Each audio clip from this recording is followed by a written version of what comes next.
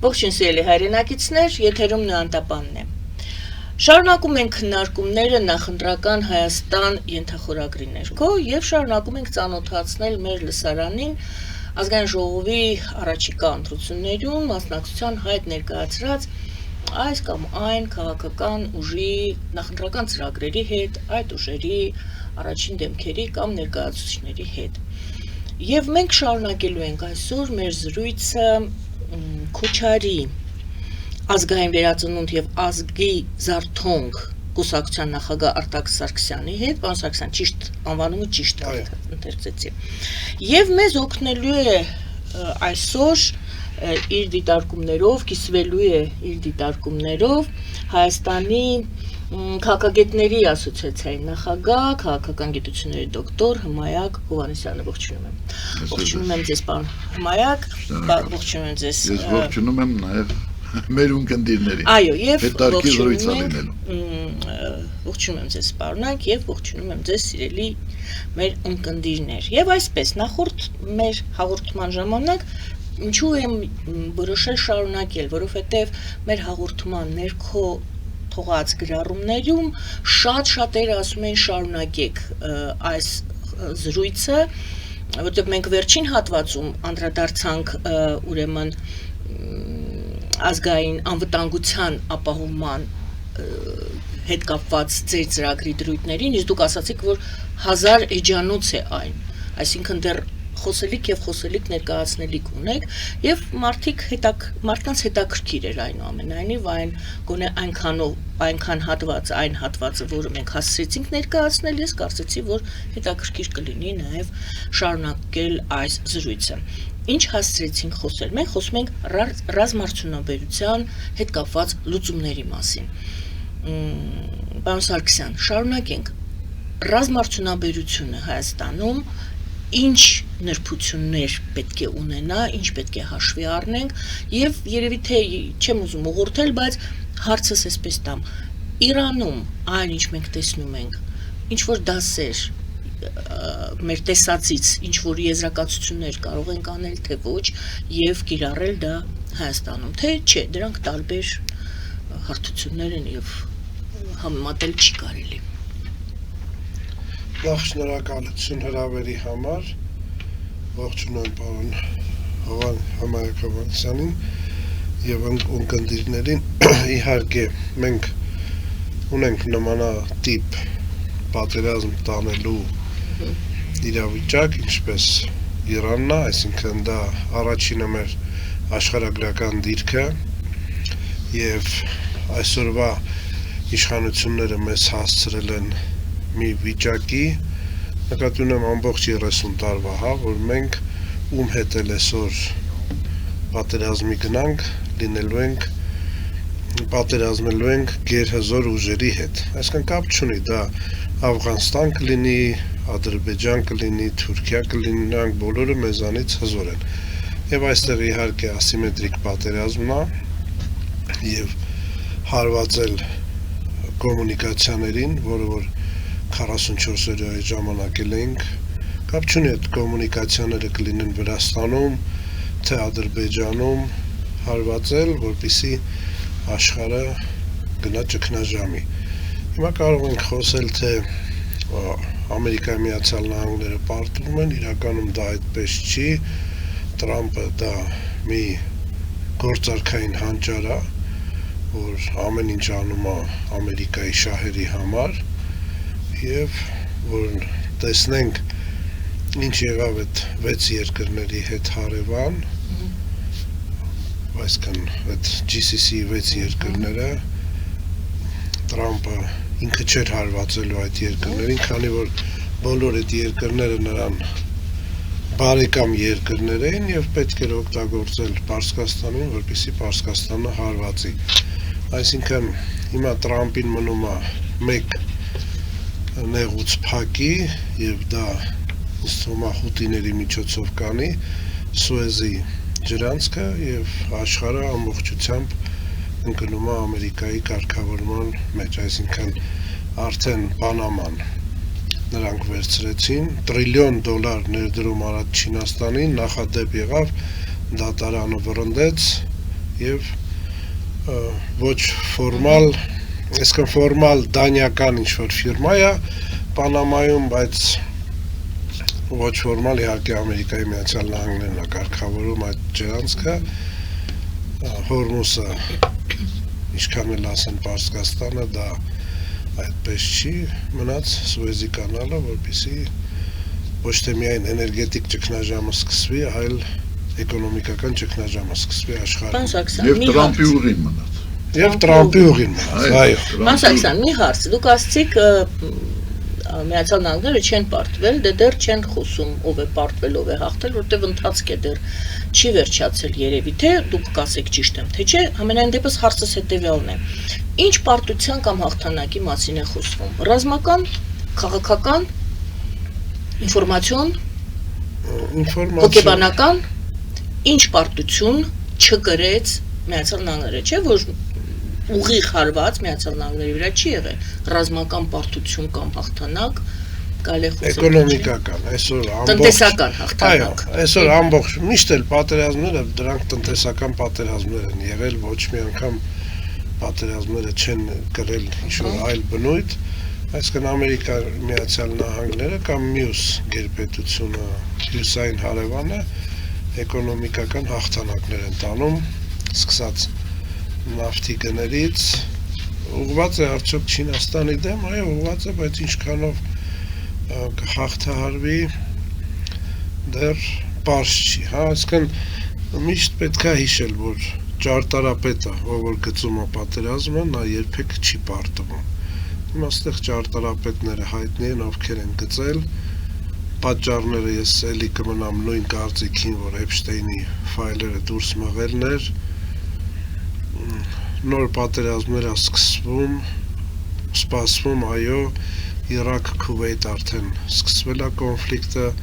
դեռ մերժում են Իրաքից էլ են ռմբակոծում Քուվեյթին, բայց մերժում են, սովորական է դարել մերժելը, դպրոցին են խփում ասում են մենք չենք, օդանավակայանին ենք խփում ասում են մենք չենք, մերժելը սովորական է դարձել եւ այս պատերազմները ցույց են տալիս, որ ելի եմ ասում ոչ ոքս ապահով չենք, պետք է աշխարհը նստի եւ Հայաստանի կողմից դա պետք է լինի, որ ոչ միայն միջուկային զենքի զսպվածության պայմանագիր ստորագրվի, այլ ամենաառաջինը հենց այս վտանգավոր արհավիրքի դրոնների կիրառման պայմանագիր կնքվի, քանի որ իրոք դրանք շատ ահռելի, էժան, վտանգավոր զենքեր են։ Հիմա հետ կանք Հայաստանին անպայման ստորգետնյա արտադրություններ, անպայման ստորգետնյա, քանի որ ես գիտեմ 4 հատ թե 5 հատ ստեղ գործարաններ կան,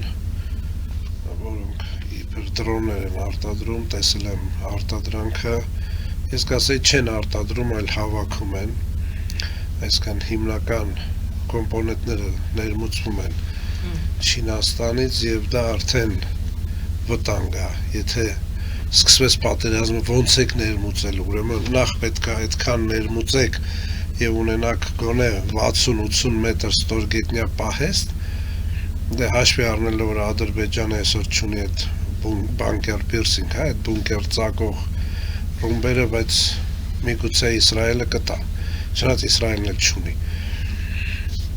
Այսինքն այդքան ներդրումներ չունեն այդ գործարանները, որ ներմուծեն եւ պահեն այդ չիպերը, այդ մոտորները, հա, դրոնների, հա, հիմա ստոր վերգետնյա արտադրությունները, դրանց կյանքը լինելու է 2-3 րոպե, նույնիսկ ավելի կարճ, միգուցե մի րոպե, նայած որտեղից է թռնելու, ասենք, կամ հրթիռը կամ դրոնը, այսինքն 2-3 րոպե հետո մենք դրոններ չունենք, արտադրություն չունենք ու ես չեմ էլ տեսել, ասենք, այդ գործարանները ունենան պատրաստի արտադրանք 100,000-ավոր, ինչպեսին Պարսկաստանին նա, ու էլի, եթե դա վերգետնյա, դրա իմաստը չկա։ Իրոք չկա, իզուր ծախսեր, իզուր ամեն ինչը, կոմունիկացիաները ստորգետնյա, ասենք, Վիետնամից մարդիկ դասեր խաղեցին, B-52-ը տոննանոց ռումբեր էր գցում Վիետնամի վրա, մարդիկ դուրս էին գալիս կռվում էին, էլի։ Ուզում ասեմ, մարդիկ Վիետնամից քաղեցին, Պաղեստինում տեսնում ենք, Գազայում տեսնում ենք, Երևանի կեսի չափ տարածք, այդ հզոր Իսրայելի բանակը 2 կվարտալ չկարողացավ գրավել գետնի կոմունիկացիաների շնորհիվ։ Ամբողջ Արցախը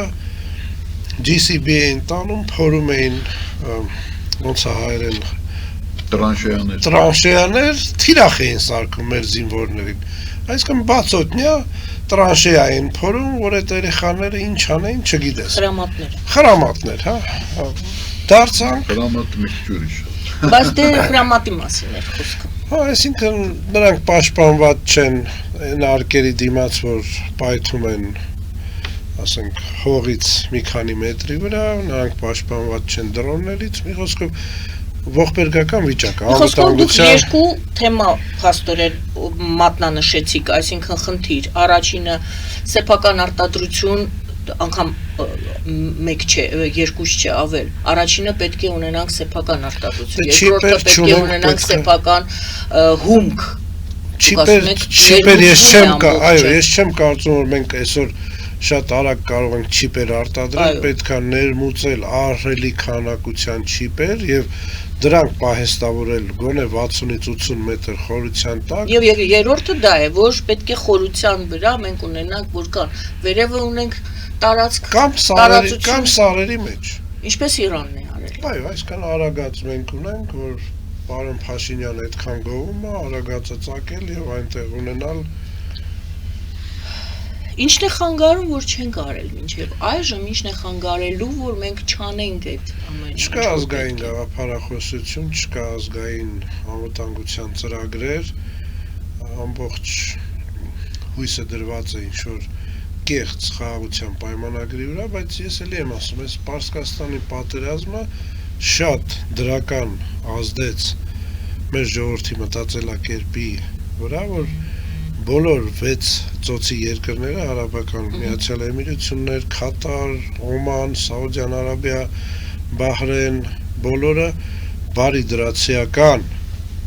հարաբերություններ ունեին Պարսկաստանի հետ, իսկ Բահրեյնը նույնիսկ ռազմավարական պայմանագիր ուներ, քանի որ Բահրեյնի բնակչության 98%-ը ոչ թե միայն շիա են, այլ պարսիկ են, միայն իշխող ռասան, դա Սունա մահմեդական են եւ այնտեղ բազմաթիվ բախումներ էին լինում, չէր հաջողվում Պարսկաստանի հետ միշտ լեզու էին գտնում եւ այսօր իզուր չի որ Պարսկաստանը ասում է որ ցամաքային օպերացիա են կանելու Բահրեյնում եւ Արաբական Միացյալ Էմիրություններում, քանի որ Արաբական Միացյալ Էմիրությունները եթե նահենք ոչ թե Աբու Դաբի իշխող ընտանիքը Դուբայի իշխող ընտանիքը նույնպես Պարսկաստանից եկած ընտանիքներ են, նրանք Բենի Հաշիմ չեն։ Եվ ինչու այս օրինակը բերեցիք, որ Այս օրինակը բերեցի, որ անպայման չի դու Ադրբեջանի հետ ունենաս խաղաղության պայմանագիր։ Բավարար չի անգամ։ Բավարար չի, հա, քեզ կարող է խփեն։ Դա չի պաշտպանում։ Չի պաշտպանում։ Ինչպես դուք սիրում եք ասել, թուղթը մեր հայ ազգը ընդհանրապես պետքա թղթի էլ չհավատա, ոչ մի թղթի այդ Պեպոյի բարաթին պետքա չհավատա, մեզ պատմությունը ցույց է տվել, ինչքան թուղթ ստորագրել են, միշտ մեզ խաբել են, կոտորել են։ Սա ռազմարտությունաբերություններ, պարոն Հովհաննիսյան, դուք համբերատար սպասում եք, սպասեք, անցնելու ենք հաջորդ հարցը լինելու ընտրությունները, եթե Ես կարող եմ արտահայտվել նաև այս հարցերի։ Համեցեք, իհարկե, որովհետև անցնելու եմ մյուս հարցին։ Ես այնուամենայնիվ այն կարծիքին եմ, որ մենք այսօր պետք է մտահոգված լինենք ոչ թե արտաքին միջամտություններով, այլ մեր ներքին խնդիրներով։ Նաև։ Հենց ներքին խնդիրներով, ինչու, որովհետև նորից եմ ասում, ես այն տեսակետին եմ, որ պատերազմ Հայաստանի դեմ չի լինի։ Չի լինի միայն այն պատճառով, որ կա Պանամայի եւ ուրեմն Սուեծի նման մի խնդիր մեզանում դա ամերիկյան նախագահի ես այդպես եմ ասում, որտեվ համարում եմ, որ այդ Թրամփի ուղի ծրագիրը դա ամերիկյան խորհրդային պետության ծրագիրն է, այլ ոչ թե Թրամփի որպես անձնավորության, որովհետև այդպիսի ծրագիր եղել է 90-ական թվականներից Գոբլի առաջարկությունների Գոբլի ծրագրի տեսքով տրասիկայա եղել, մի խոսքով դա եղել է շատ վաղուց պատմություն է։ Պարզապես Թրամփը որոշեց իր անունը անմահացնել այդ ձևով, այսինքն կոչելով դա Թրամփի ճանապարհ, բայց դա ամերիկյան պրեզիդենտի, ամերիկյան պետության ծրագիրն է եւ այդ ծրագրով ինչպես երկար տարիներ Ադրբեջանը հետաձգում էր իր հարձակումը Հայաստանի վրա, քանի որ չկային երաշխիքներ, որ հայկական կողմը չի ավերի Բաքու Ջեյխանը, այսինքն խողովակաշարերը, եւ միայն այն բանից հետո, երբ Հայաստանի Հանրապետության ազգային ժողովը 20 թվականի ամռանը բանաձև ընդունեց այն մասին, որ հայտարարություն ընդունեց Արման Բաբաջանյանի առաջարկությամբ, որ պատերազմի դեպքում, պատերազմական գործողությունների դեպքում Հայաստանը երաշխավորում է, որ ձեռք չի տա, չի վնասի այն խողովակները, որոնցում շահագրգռված է Արևմուտքը։ Դրանից հետո հնարավոր դարձավ պատերազմը։ Ես կարծում եմ, որ ուրեմն մեզանում այս Թրամփի ուղին մոտավորապես նույն դերն է խաղալու, ինչպես խողովակաշարը, այսինքն ապահովագրելու է մեզ, որովհետև Հայաստանը չունի թիկունքի խորություն, փոքր երկիր է, եթե պատերազմ եղավ, հաստատ կվնասվի այդ ուղին չի գործի, հաստատ պատերազմի դեպքում այդ ուղին չի գործի։ Դրա համար այսօր բոլոր նրանք, ովքեր շահագրգռված են, որպեսզի այդ ուղին չգործի, այդ ուղին կյանքի չկոչվի, Թրամփի ուղին,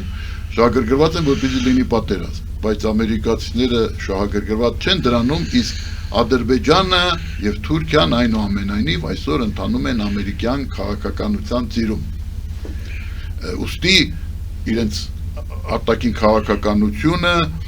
ենթարկում են ամերիկյան քաղաքականությանը։ Դա ժամանակավոր չի։ Դա ժամանակավոր չի այնքանով, որքանով Միացյալ Նահանգները հզոր են եւ գնալով հզորանում են այնուամենայնիվ։ Մենք տեսնում ենք, որ հարցեր են լուծում աշխարհում։ Վենեսուելայի հարցը լուծեցին, Իրանը թուլացրեցին, այնպես չի, որ այնինչ տեղի ունեցավ Իրանում եւ այսօր չեն հրաժարվել իրենց ծրագրերից նաեւ Իրանի նկատմամբ։ Տեսնում ենք, որ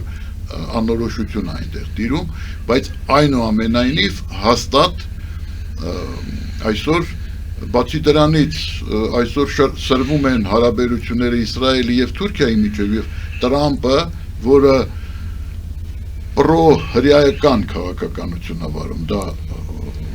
ոչ ոք դա չի հերկի, կարծում եմ հարգարժան պարոն Սարգսյանն էլ չի հերկի, որ այդ քաղաքականությունը պրո-հրեական է, այսօր հետապնդում է ՆԱՏՕ-ն արձակելու նպատակ, այն հաշվարկով, որ Թուրքիան ՆԱՏՕ-ի անդամ է, եւ եթե Իսրայել-Թուրքիա հավանական պատերազմ սկսվի, Միացյալ Նահանգները կաշկանդված են լինելու այն հանգամանքով,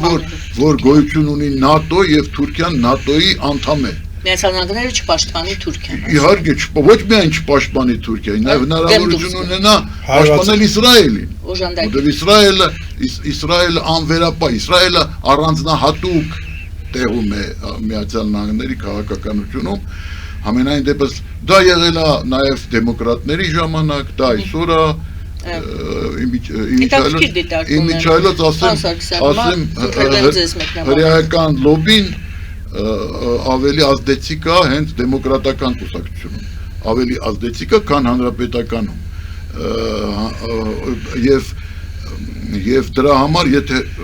հանրապետականներին գալ փոխարինելու դեմոկրատները, ինչպես դա միշտ էլ լինում են, նրանք մեկը մյուսին փոխարինում են իշխանության ղեկին, միևնույնն է հրեական լոբիի ազդեցությունը չի նվազելու եւ Իսրայելի նշանակությունը Միացյալ Նահանգների համար մնալու է ուժի մեջ։ Երկու դրույթ Թրամփի ուղու նշանակությունը համաձայնեք թե ոչ կխաղա այսպես երաշխիք, որ չեն հարձակվի, Ադրբեջանը չի հարձակվի, եւ երկրորդը, որը շատ հետաքրքիր էր, Իսրայել եւ Թուրքիա եթե սրվեց եւ վերածվեց պատերազմի հարաբերությունները, Միացյալ Նահանգները ժամ առաջ ուզում են դուրս գան ՆԱՏՕ-ից, որպեսզի կաշկանդված չլինեն Թուրքիային պաշտպանելու հարցում։ Գամ երկրորդից իհարկե ՆԱՏՕ-ից դուրս գալու հիմնական նպատակը հենց դա է եւ ես ասել եմ, որ Իսրայել եւ Թուրքիա հակամարտությունը լինելու է եւ Իսրայելը հարվածելու է Թուրքիային եւ դա մեր համար ոսկե դար է լինելու, որպեսզի մենք էլ մի բան կարողանանք վերադարձնենք։ Հիմա այդ դեպքում Իսրայել-Թուրքիա հակամարտությունը սկսվեց Ռուսաստանի միակ ճիշտ քայլից Սիրիայում, երբ որ Ռուսաստանը իր զորքը հանեց Սիրիայում, դա այն խոտ կանյոմն էր, հասկանալով, որ Թուրքիան եւ Իսրայելը ընդեղ ունենալու են հակամարտություն, քանի որ Իսրայելը չէր թողելու 300,000 զորք Սիրիայում, հասկանալով, որ 300,000-ը վաղը պայքարելու են իրանց դեմ։ Այսինքն Ռուսաստանի այդ միակ ճիշտ քայլը, որ Սիրիայում նրանք կատարեցին, դա սկիզբը դրեց Իսրայել-Թուրքիա հակամարտության։ Այո, ես համաձայն եմ, որ Ամերիկան ՆԱՏՕ-ից դուրս գալու նպատակը հենց դա, որ կաշկանդված չլինի, նույնիսկ հարվածելու, ոչ միայն օգնելու։ Եվ եթե նույնիսկ դուրս էլ չգան, միևնույնն է հարվածելու են Թուրքիային, մենք տեսնում ենք իբր պատահական մի քանի հրթիռ թռել է Թուրքիայի, ասում եմ ժամանակը այնպես է, որ միշտ էլ չնայած այդ ժամանակը եղել է, խփում են, ասում են մենք չենք։ Փորձնական ինչ-որ գործողություններ, հա, փորձնական, զսպողական, մեսեջային կոմունիկացիաների խախտման, Նախիջևանի օդանավականը դա Սուեզի ջրանցքն էր, երբ որ Նախիջևանի օդանավակը ամբողջ այդ լոգիստիկան գնում էր, երբ որ հարվածեցին Նախիջևանի օդանավակային, դա հենց այդ որ մատակարարումը վերջ տվեք։ Հիմա գանք այդ երկրորդ հարցին։ Եթե կարելի է այս առաջի հարցը մի փոքրիկ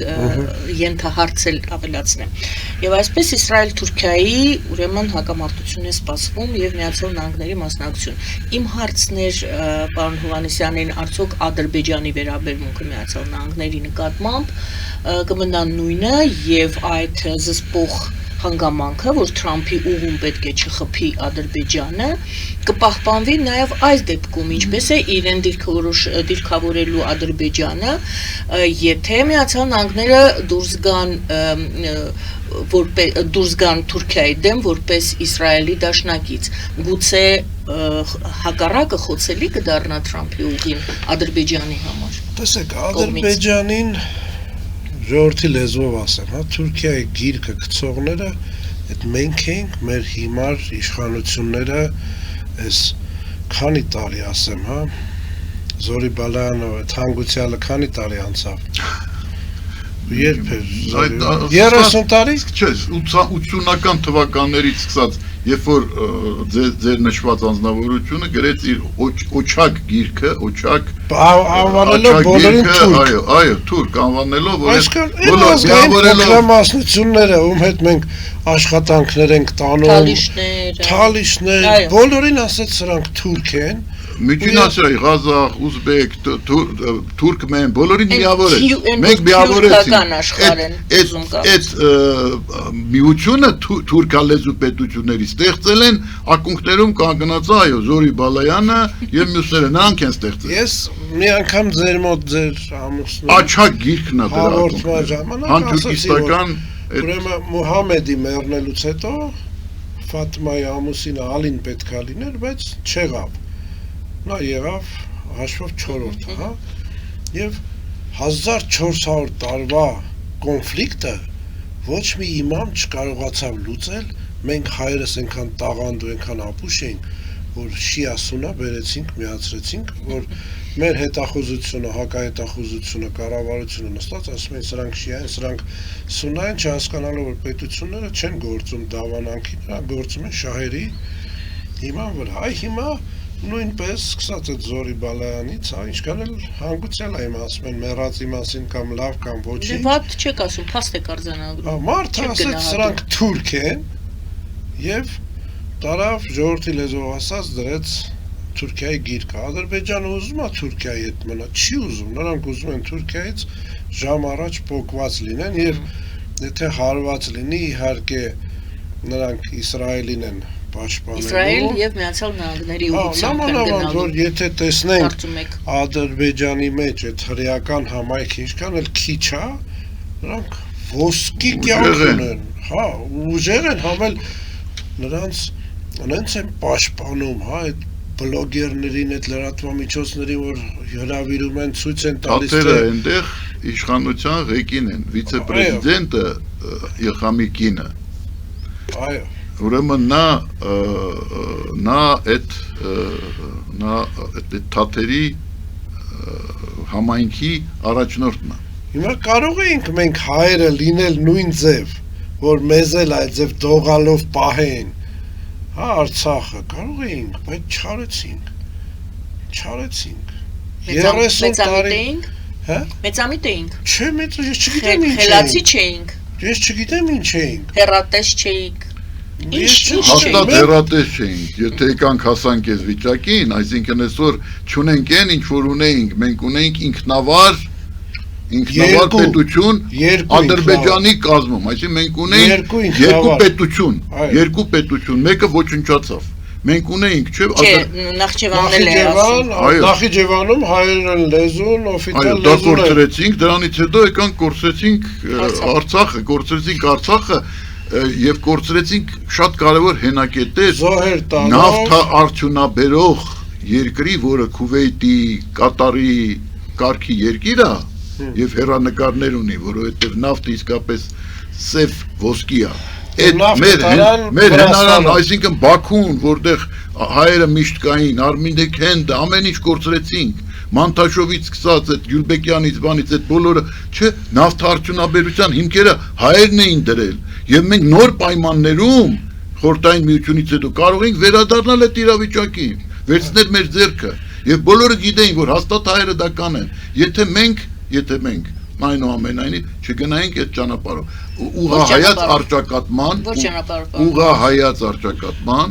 ուղղահայաց Այսինքն դու եթե մի հարց դնում ես, պետք է հաշվարկես հետևանքները։ Ին լուսահոգի տատիկը գրողարակս ասում էր միշտ այն մարդկանց, ովքեր նամակներ էին գրում Պոլիտբյուրո Արցախի հարցով, որ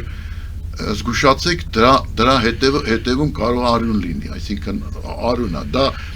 ուրեմն իսկ մենք ունենք այնտեղ հայություն, այդ հայությունը լավ էր ապրում, դիրքավորված էր։ Դրանք մեր ականջներն էին, մեր աչքերն էին, մեր ներկայությունն էր։ Եվ ադրբեջանցիներն էլ դրա համար Պրիմակովը ասում էր,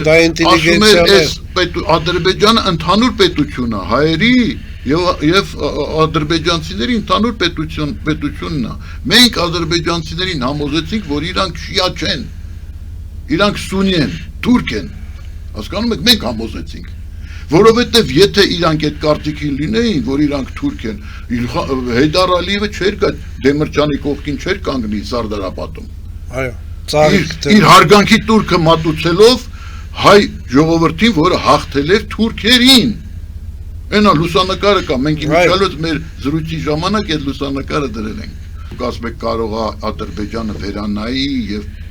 պաշտպանի Թուրքիային, այն դեպքում եթե Միացյալ Նահանգները ուրեմն ճնշումներ գործադրեն Թուրքիայի դեմ ռազմական ճնշումների տեսքով, թե քաղաքական, կարևոր չի, պաշտպանի Թուրքիային, բացառվում է Իլխամ Ալիևը իր հոր Հեյդարի որդին է, հասկանում եք, Հեյդարը պաշտպանում էր միշտ ուժեղին, Ես պարզապես նույնն էլ նրա քաղաքականության հիմնական նա Էրդողանին ուրեմն 1000 անգամ կծախի, եթե տեսնի, որ Էրդողանի դեմ դուրս է եկել մի ուժեղ, դուրս են եկել Միացյալ Նահանգները, Ես պարզապես մի ցուցիչ ինֆորմացիա տամ, դա պարզապես ինֆորմացիա որպեսի գիտություն։ Դե ադրբեջանական լրահոսին ես անընդհատ հետևում եմ, աշխատանքս է այդպիսին, եւ այնտեղ սկսել են հայտնվել այսպես կոչված սոցհարցումներ, իսկ Ադրբեջանում դե կարծիք հայտնելը իսկապես կարծիք չէ դա։ Դա քաղաքական հետևը քաղաքական նպատակներ կան։ Եվ այդ սոցհարցումներում մեծ թիվ է կազմում այն մարդկանց թիվը, կներեք կրկնության համար, ովքեր համարում են Միացյալ Նահանգները թշնամի պետություն։ Սկսել են այդպիսի լուրեր տարածել ներսում։ Դա պարզապես գիտություն։ Դա ինչ կապված այն հատվածի հետ ադրբեջանցիների, որոնք են կորցրել իրենց կրոնական ինքնագիտակցությունը։ Նրանք իրանց զգում են շիաներ եւ այստեղ գործում է շիաների համերաշխության շիաների փողօգնության սկզբունքը։ Լավ, մի խոսքով սա հիշենք, որ այսպիսի անպայման կլինի։ Իրավիճակային Ես մի բան էլ ավելացնեմ, բայց դա փոքրամասնությունն է։ Այն ինչ որ մենք արեցինք միտում եմ ես պարզապես նշում, որ այսպիսի բան կա։ թուրք այդ լեզգիններին, մյուսներին 30 տարի մեր ազգին խաբեցինք եւ մեկ օրվա մեջ հանձնեցինք։ 30 տարի օգտագործեցին, հա, այդ հարցը որպեսի թալանեն, հարստանան եւ մեկ օրվա մեջ հանձնեն։ Էլ որն էր։ Եթե պետք է հանձնեիք այն ժամանակ։ Եթե վերջը սա պետք է լիներ, ինչ իմաստ ունի։ Այդ Բաքու Ջեյրանը կլիներ, Բաքու, Հայաստան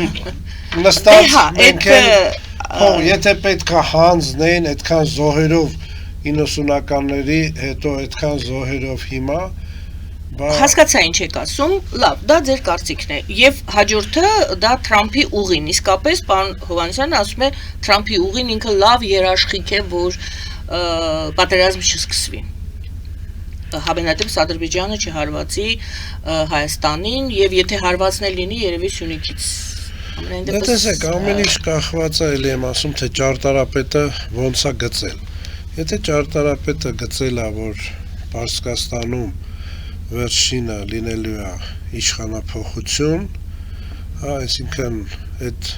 Պարսկաստանը դառնում է դեմոկրատական երկիր,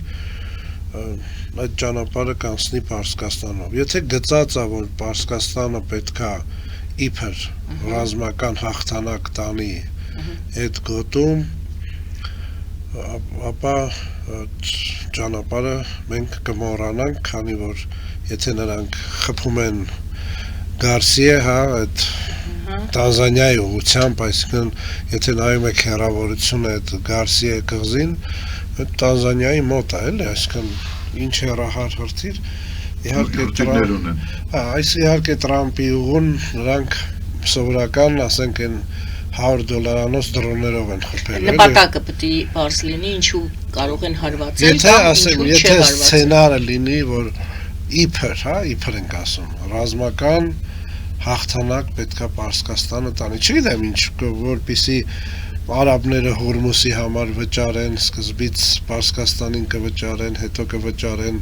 Ամերիկային։ Տեսեք, Պարսկաստանը միշտ եղել է սիոնիստական երկիր։ Նա միշտ դե հիմա Կիրի ժամանակ դեռ փրկել են։ Հա, Շահինովա բերել հաշվենք, հա, եւ Շահին դեմ ով է հեղափոխություն արել, երբ որ ֆրանսիական ավիաուղիով գալիս էր հեղափոխությունը շարունակեր, Շահը ասաց կխփեմ, Ամերիկան ասաց եթե այդ ինքնաթիռը խփեց մենք ձեզ կվերացնենք, այսինքն նա եղել է բալանսի երկիր, հիմա կասեն դավադրության տեսությունը, ոչ միշտ Պարսկաստանը ֆինանսավորվել է Իսրայելից, միշտ Համաս, Հազբուլա եղել է։ Ինչ հեղափոխություն։ Ոչ, հիմա էլ եղել է իսրայելական կառույցներ, որպեսզի աշխարհին ցույց տան, որ վատ է իրանց համար, հասկանում եք, ոչ միայն հայերն են փոխվել, ասենք հայերը, որ ասում են մենք ինչի պետքա փող տանք Արցախին, նույնն էլ հրեաներն են փոխվել, Ամերիկայի հրեան չի ուզում վճարի, բայց վտանգ է պետք, որ վտանգված ենք, մեզ օգնություն, մի խոսքով, Պարսկաստանը դա սիոնիստական միշտ երկիր է եղել եւ միշտ էլ կա, ինչքան էլ համարեք դա դավադրության տեսություն, Հիմա այնտեղ իշխանափոխություն կլինի, թե չի լինի, եթե եղավ ճանապարհը կանցնի Պարսկաստանով։ Այսինքն, որ ասում եք Պարսկաստանով, այսինքն Թրամփի ուղին կգործի եւ այդ ճանապարհով 4 միլիարդ մարդը կապնվելու են Պարսկաստանով, այդ Պանաման Պարսկաստանով 10 կիլոմետր են կողմա լինելու, էլի ասենք, եթե ռազմական հաղթանակ իբր լինի, իհարկե Պարսկաստանը ասելու է, որ մենք չենք թողելու Ամերիկայի ներկայությունը, հիմա հետո կլինի Պուտինի ուղի, որ նոյեմբերի 9-ով պետքա Պուտինի ուղի լիներ, այսքան այդ ուղին էլ մեր վզին ով փաթաթ է ժողովրդի լեզվով ասած, եթե չգնանք են արմատներին, որ պարոն Հովհաննիսյանը նոր ասաց, բայց մեր ներկա պատմության ժամանակ այդ ուղին մեր վզին հյուսային հարևանը փաթաթեց, այո, պետքա լիներ Պուտինի ուղի, Տրամփը գործարքարից ասեց չէ, դու այդքան Չկաս Չէ, ոչ թե չկաս, այդքան բան ունես արած, գրիվն ես միացրել, անմահացել ես քո ժողովուրդ, թողեք, մի բան էլ ես ունենամ, Նոբելյան մրցանակ չտվեցիք, մի բան թողեք իմ անունով լինի։ Եվ հետ են գալիս փաստորեն ձեր առաջին հենց մեր հաղորդման սկիզբը,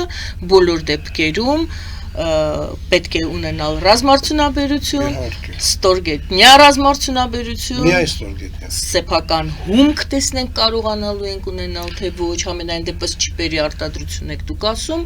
ես ասում եմ դժվար է եւ պահեստները պետք է լինեն եւ գործարանները, իհարկե այդ Nvidia-ն եթե գար կամ մյուս դրանք մեծ ասենք առաջընթաց կտան մեզ։ Այո, տեխնոլոգիա իհարկե ամերիկանի զուր չի ասում, որ այսքան միլիարդի տեխնոլոգիա ենք ներմուծում, նրանք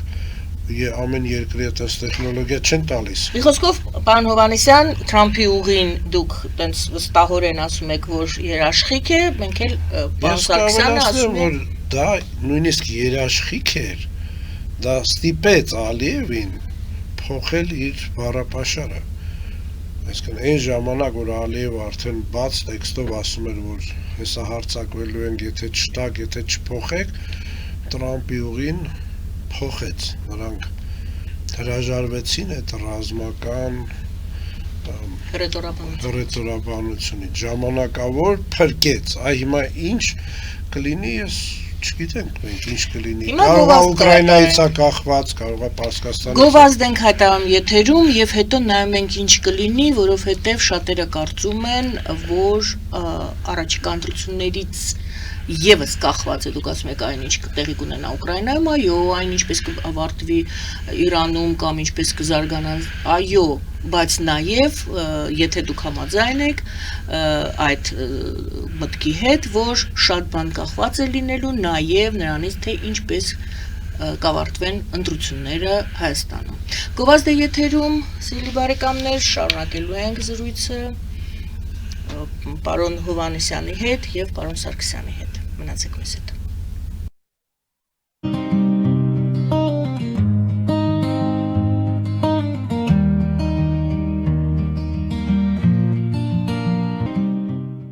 Ֆելիչե ժամանակակից ատամնաբուժական կլինիկա։ Այստեղ հարմարավետությունն ու խնամքն առաջնային են։ Այստեղ կիրառվում են ատամնաբուժական ամենաժամանակակից տեխնոլոգիաներ, ճշգրիտ ախտորոշում, արդյունավետ բուժում, նուրբ փորձառություն եւ անհատական մոտեցում։ Սկսած սովորական մանրուքներից մինչև առաջադեմ ընթացակարգեր, այստեղ դուք գտնվում եք բարձր որակավորում ունեցող եւ փորձառու ատամնաբուժական մասնագետների ձեռքերում։ Մեր բարեկամական եւ հյուրընկալ անձնակազմն այստեղ է յուրաքանչյուր այցը հաճելի դարձնելու համար։ Ֆելիչե, ձեր առողջ եւ ամենաերջանիկ շպիտը սկսվում է այստեղից։ Եկեք եւ բացահայտեք նորարարության փորձագիտության եւ կարեկցանքի կատարյալ համադրությունը։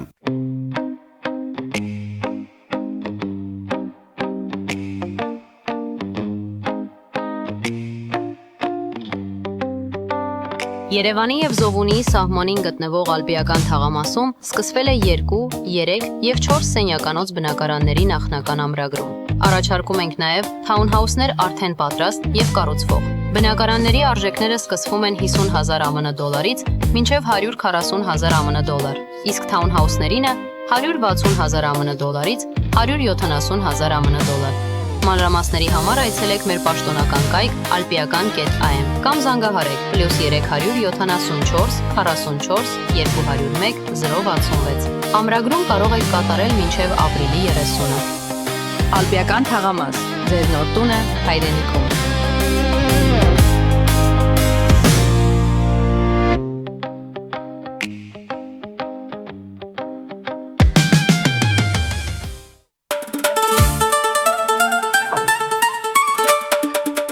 Երևանն եք ուղարկում։ Օթանավով։ Երևանն են ուղարկում։ Ստեղ ուղարկում են, Երևանում ստանում են $1.99 Սենսացիա, Այ սենսացիան հեսա։ Ձրիա։ Իսկ ավտոմեքենաները կարող եք ուղարկել անհավատալի ցածր արժեքներով։ Նավով վճարում եք 1 արկղի համար, 2 արկղել անվճար։ Ասեք, Աշոտ դա ուղարկել։ Jackpot հագուստի խանութը երկրորդ մասնաճյուղն է բացել Գլենդելի սրտում, որտեղ կարող եք ձեռք բերել եվրոպական եւ ամերիկյան ընտիր հագուստեղեն, կոշկեղեն, աքսեսուարներ, պայուսակներ ամենահարմար արժեքներով։ Նաեւ կարող եք ցանկացած ապրանք պատվիրել եւ ձեռք բերել կարճ ժամանակում։ Jackpot-ի Գլենդելի հասցեն է 1135 North Pacific Avenue, հեռախոս 818 813 2252։ Jackpot հագուստի լավագույն կենտրոնը Գլենդելում։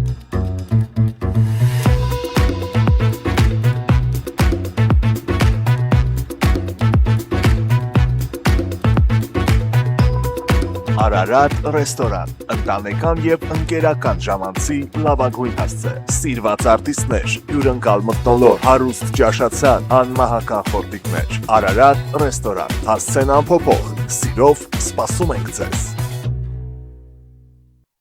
Լավագույն պաղպաղակ, բնական, համեղ եւ մատչելի գներով պաղպաղակը կարող եք ձեռք բերել բոլոր հայկական խանութներում։ Պահանջեք հայկական պաղպաղակ, Թամարա պաղպաղակ։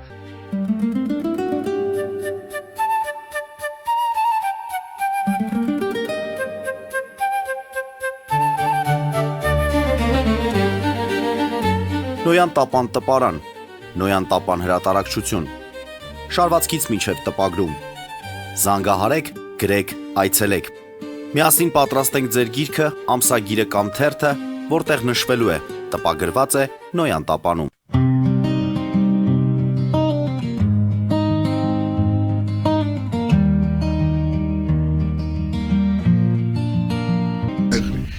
Սիրելի բարեկամներ, հիշեցնեմ, որ մենք զրուցում ենք Հայաստանի քաղաքագետների ասոցիացիայի նախագահ Մայակ Հովհաննիսյանի եւ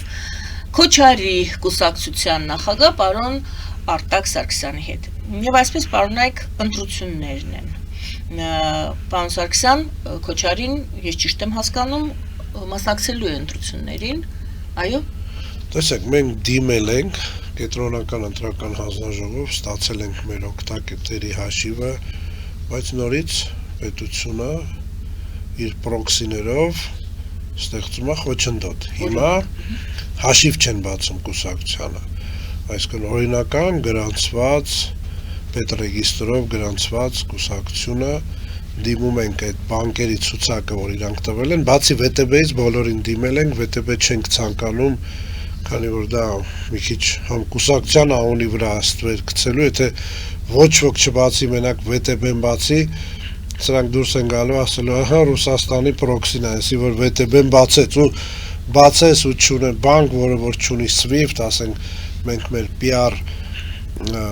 Այսինքն բանկերը հրաժարվում են։ Ասում են բանավոր, զանգում ասում են մերժվեց, ռիսկային է։ Մենք որ գնում ենք, ասում ենք մենք հասկանում ենք, որ ռիսկային է, հա, ռիսկային է ձեր տիրոջ համար, մեկը Քոչարյանինն է, երկուսը իր համար ռիսկային է, բայց մի հատ մեզ գրավոր տվեք, ինչն է ռիսկային, որ մենք հասկանանք, այսինքն կուսակցությունը գրանցելուց առաջ գալիս է ԱԱՑ-ից, տեղեկանք ՆԳՆ-ից, տեղեկանք արդարադատությունից, տեղեկանք հետո նոր գնում է պետռեգիստր եւ նրանք, եթե այդ բոլոր կառույցները Ինտերպոլից տեղեկանք չեն գտել, որ ռիսկային է եւ ինձ տվել են պետռեգիստրի վկայականը, որ ես հիմնադիրն եմ, կուսակցություն ունենք, դուք ի՞նչն եք համարում հիմնադիր, գործարք կարող է լինի, գործարք հենց լինի, փակեք այդ օրվանից, բացեք, հետո փակեք, այդ ինչ գործարք, այս 5 տարի Հայաստանում եմ ապրում, այդ ինչ գործարք եք տեսել վտանգավոր իմ բիզնես գործունեության մեջ, որ չեք փակել, բայց հիմա կուսակցությանը փակում եք, եւ 2-3 օր առաջ կենտրոնական ընտրական հանձնաժողովը հրավիրել էր դասընթացների ցուցակների լրացման, այդ հարցը այնտեղ բարձրացրեցինք,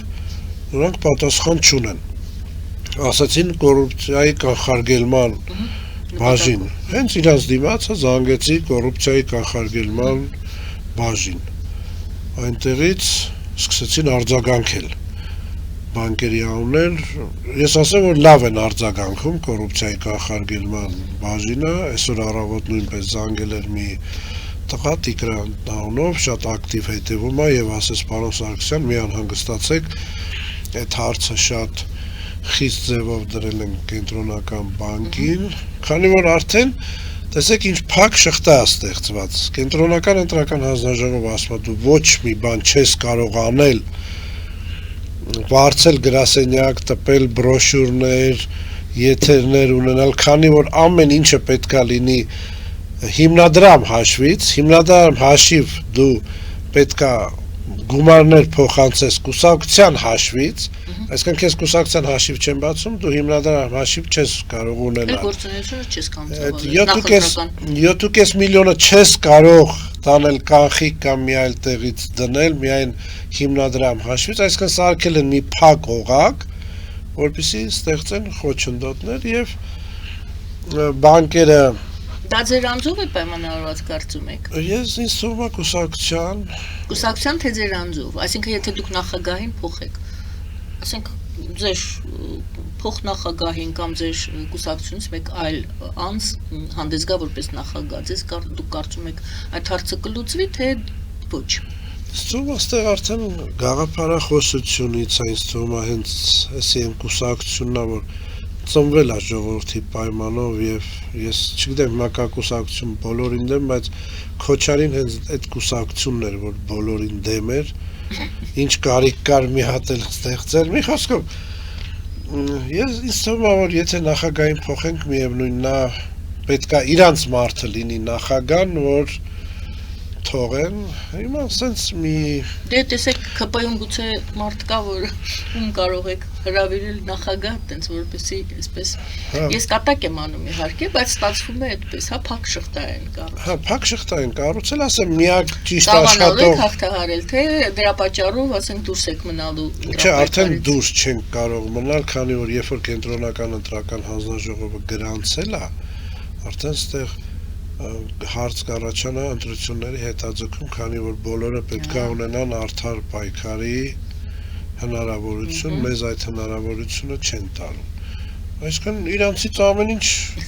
հնարավոր է, այս կլանը որ կա։ Հետաքրքիր է, ամենայն դեպս պետք է հետևել։ Ձեր լավն են ուզում, որովհետև իսկապես ափսոսա Արտակ Սարգսյանի նման ազգային գործիչը իսկապես իր գաղափարներով բանով մխրճվի Ես իսկապես շատ բյուրոկրատիա ասես, թե հետապնդում ասես, թե խոչընդոտներ արհեստական ասես։ Ափսոսա, որ մասնակցի այսպիսի ընտրությունների, որտեղ արդեն նախորոք որոշել են, որ պետք է ընտրվի ԿՊ-ն եւ Եռագլուխ հրեշը։ Այդ Եռագլուխ հրեշը դա Փաշինյանի ձևակերպումն է։ Հա, դե ամենայն Կիսում եք նրան։ Չէ, ես ճակերտներով։ Ես կիսում եմ։ Իհարկե, ես կիսում եմ, ես նրանց կլան եմ անվանում հիմա Եռագլուխ դրոշ չէ։ Չեք վախում, որ դատարան կդիմեն իրենց փողերով բանով եւ պատիվ կպահանջեն։ Թող դիմեն։ Ես նրանց նույնն եմ համարում։ Իսկապես, Եռագույն հրեշ եւ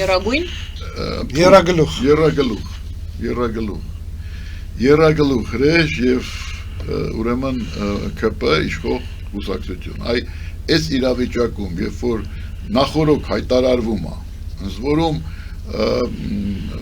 լրատվական միջոցները բոլորը դրա հետ համաձայնվում են, դա ասում է եւ Նիկոլ Փաշինյանը, դա ասում է Նարեկ Կարապետյանը, որ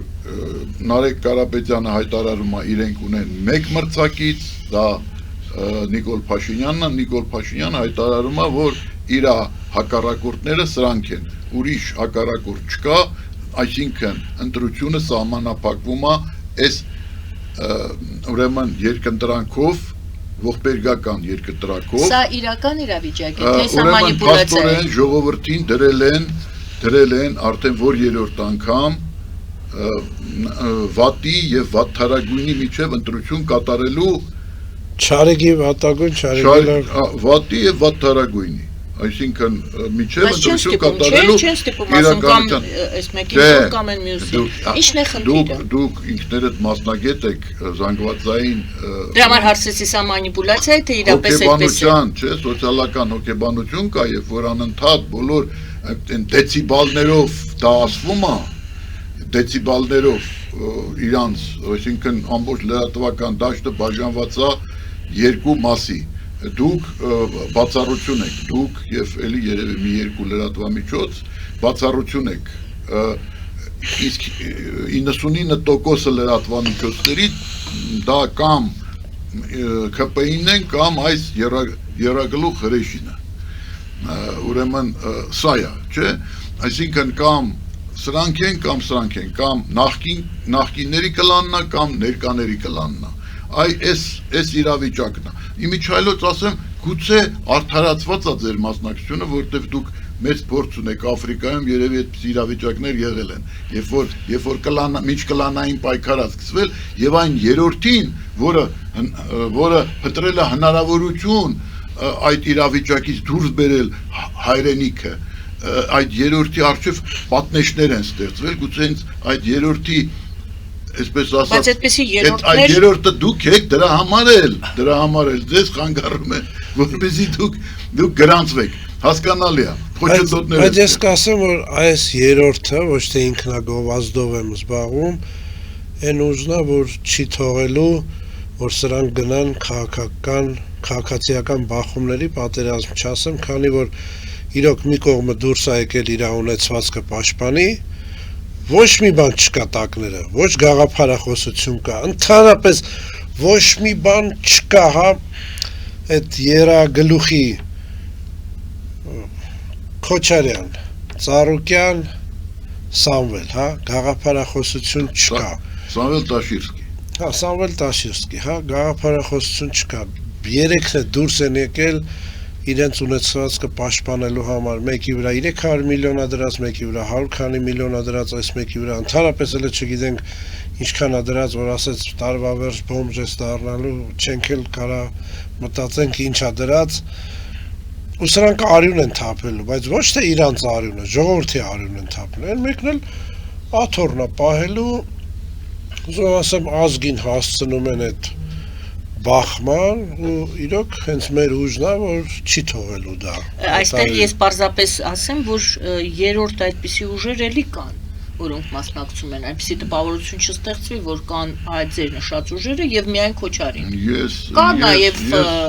ազգային ժողովրդական բևեռը, կա շնորհապետական կուսակցությունը։ Ազգային ժողովրդական բերը պաշտպանեց Սամվել Կարապետյանի, չէ։ Չէ, նա մինչ հայտարարել է, որ մտնելու է ընտրապայքարի մեջ, մասնակցելու է ընտրություններին, Արա Պապյանը ասեց, հա, եթե ընտրություն լինի, Սամվել Կարապետյանը ընկալվում է, դե չվերաշարադրեմ այն ինչ ասել է Պապյանը, այնուամենայնիվ այս պահի դրությամբ ազգային ժողովրդական բևեռը առանձին որպես քաղաքական կուսակցություն է մասնակցում ընտրություններին։ Ես կասեմ ձայն փոշիացնելու են նրանք։ Շնորհապետական կուսակցություն կա, այ դուք նշեցիք բոլորին, դեմ եմ, ասեցիք։ Շնորհապետական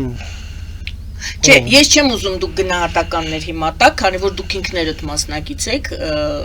սա չի լինի օբյեկտիվ, կլինի սուբյեկտիվ գնահատական, ուստի դուք չեք մասնակցում ընտրությունների, ընտրապայքարի ընթացքի ձեր գնահատականը։ Ուրեմն ես նորից եմ ասում,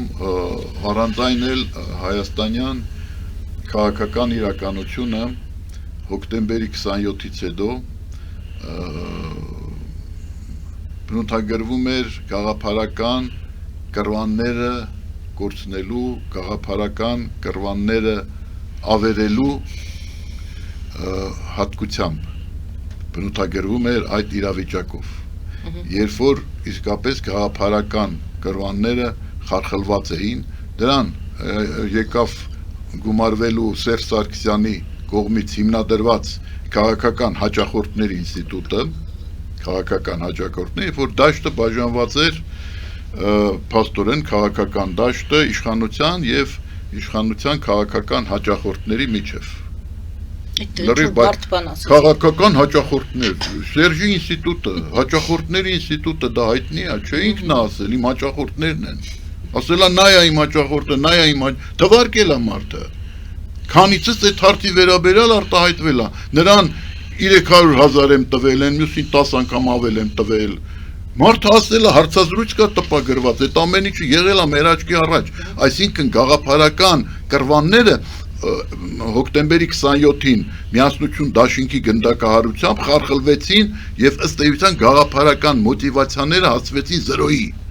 Բայց հիմա, այն ինչ որ կատարվում է հիմա, ինձ քաղաքական հնաբնակից ուղղակի սարսափեցնում է այն ինչ կատարվում է այսօր։ Որտեւ այսօր այս իրավիճակի վրա դրոշ դրեց միջազգային իրավիճակը, երբ որ միջազգային մակարդակով քաղաքական գաղափարական մոտիվները չեղարկվեցին Թրամփի գործարքներով առաջնորդվելու քաղաքականության միջոցով։ Գիտեք, միջազգային քաղաքականությունը իր դրոշն է դնում ներքաղաքական զարգացումների վրա։ Երբ որ գործարքը, քաղաքական գործարքը բարձրացվեց դիլ եւ դիլերությունը քաղաքական բարձրացվեց ուրեմն եւ դրվեց պատվանդանի վրա միջազգային քաղաքականության մակարդակով, դա իր ճնշող արտացոլումն է ունեցել նաև ներքաղաքական կյանքում բոլոր երկրների գրեթե, բայց քանի որ մեզանում լրիվ խարխլված էին, առանց դա էլ խարխլված էին գաղափարական հենակետերը, այդ պայմաններում այս իրավիճակը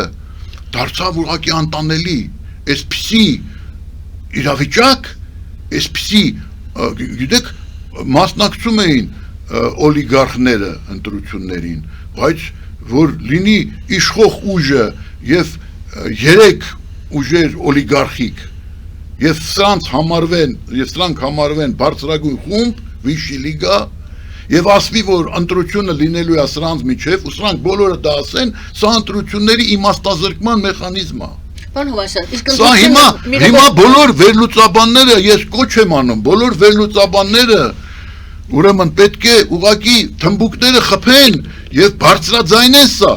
Այս իրավիճակը ողբերգական իրավիճակ է։ Հասկանալի է, որ ողբերգական է վարդը, ձեր գնահատականը, բայց հիմա այդ մարդը իրավիճակում եկել ասма, ես առաջնորդվելու եմ գաղափարներով։ Մրցակցության թեման ո՞րն է, պարոն Հովհաննիսյան։ Այստեղ պարոն Սարգսյանը ասեց իրենց կալվածքն են պահում, մյուսը աթոռն է պահում։ Եվ ժողովուրդը պետք է որոշի աթոռն է պահում, օգնում է Փաշինյանին աթոռը պահել, թե օգնում է եւ շատ կարեւոր դեր են խաղում իրենց կալվածքը պահել։ Ընթացքում փաստաբանները, տեսեք երկրորդ դեմքը մի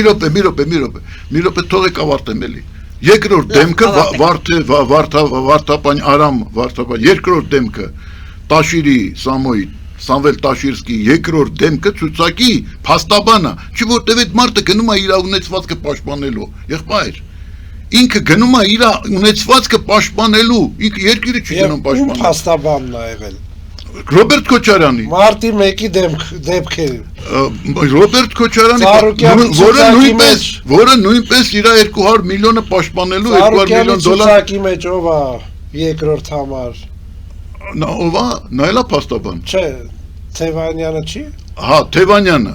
այո։ Չէ, ես նկատի ունեմ փաստաբանների դերը, այս ընտրություններում ինչով է կարևորվում։ Ինչով է կարևոր Վարդևանյանի օրինակ, որ կոնկրետ խնդիր պետք է լուծվի, այսինքն պաշտպանելու ունեցվածքը։ Իսկ այդ մարդիկ իրանց ունեցվածքը ավելի թանկ են դիտում, քան սեփական կյանքը եւ սեփական բարեկամների կյանքը։ Սա սարսափելի բան է, այսինքն օլիգարխը դա սարսափելի հոգեբանական պատկեր է։ Իսկապես օլիգարխները չպետք է մասնակցեն ընտրությունների, բայց տեսեք, ինչու Խաչատուր Սուքիազյանը հրաժարվեց, որտեղ ինքը ապահով է, ինքը ունեցված պաշտպանելու խնդիր չունի,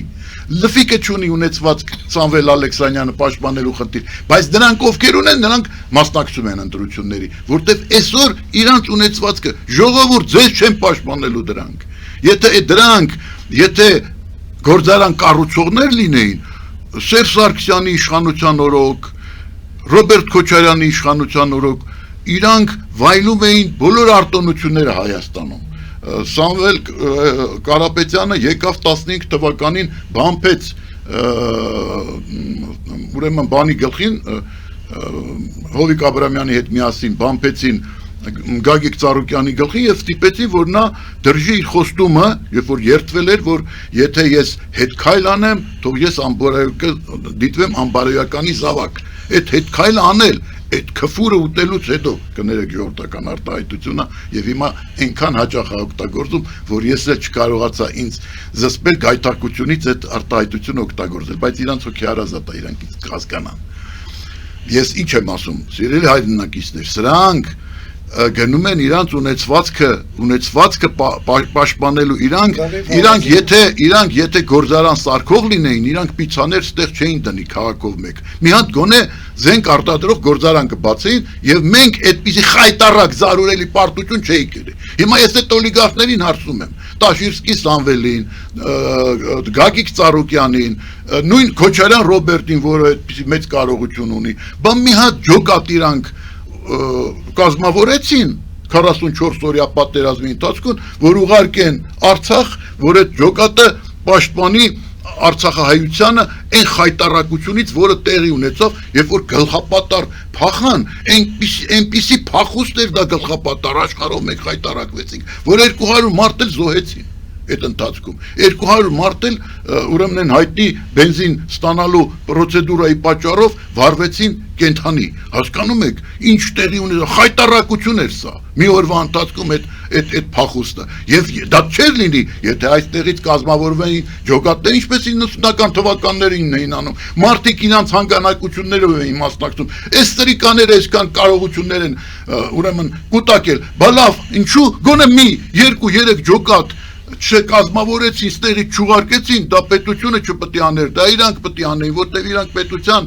90%-ի տերերն են դարձել,